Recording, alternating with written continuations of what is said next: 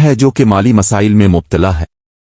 Denver, एक शख्स जो अपने माजी से भाग रहा है। जोडा, एक कामयाब कारोबारी। लीसा, एक तालिब इल्म।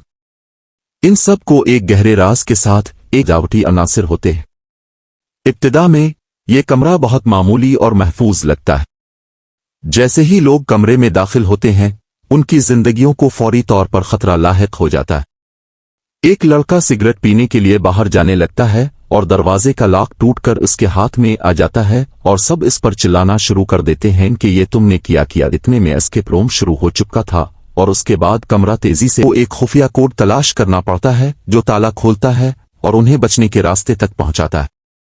कमरे की दीवारें धीरे धीरे गर्म होती। इस कमरे में वो एक टेबल पर पानी से भरे हुए 4 गिलास चारों कोनों में रखते हैं जिससे बर्फ की तहें और मुंजमद हुआ हर तरफ फैली हुई होती है और यहाँ का माहौल इंतहाई सर्द तरीन होता है और बर्फ पर छपी हुई पहेलियां हल करनी होती हैं।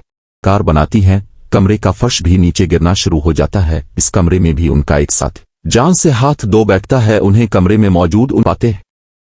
इसके बाद वो दोनों अगले कमरे में पहुंच जाते हैं। ये कमरा एक भूल भला की तरह होता है जिस इतने में वो एक दरवाजा नुमा चीज देखते हैं और इसे खोलते हैं। खोलते हुए इनके हाथों में कुछ लग जाता है जैसे कि आयल वगैरह और उनका दिमाग चकराना शुरू हो जाता है और उसका इलाज एक इंजेक्शन सिर्फ एक को ही लग सकता है। फिर वो दोबारा झगड़ना शुरू कर देते हैं। इंजेक्शन के लिए इनमें से एक इंजेक्शन हासिल करता है और वो लगा लेता है। इंजेक्शन लगते ही वो ठीक हो जाता है और इनमें से दूसरा मर जाता है। बचने वाला लड़का फिर अगले रूम में दाखिल हो जाता है। जैसे ही वो रूम में दाखिल होता है कमरे की दीवारें आपस में मलना शुरू हो जाती हैं। एक सब्ज रंग की किताब में होता है। इस कमरे का लॉक एक टाइमर की 20 पर होता है जो कि पेंटिंग्स में जाहिर किया होता है। लड़का बड़ी महारत से इसे हल करता है और उस कैप रूम का आखिर कमरा बनाया गया है जिसमें आवाम शर्त लगाती है हर बंदे पर। तुम पर सबसे कम शर्त लगाई गई थी लेकिन फिर भी तुम जीत गए। इसके बाद वो साइको डिजाइनर इस लड़के को भी मारने की कोशिश करता है जाती है। अगर आपको वीडियो पसंद आई हो तो लाइक कर दें और हमारे चैनल को सब्सक्राइब करें।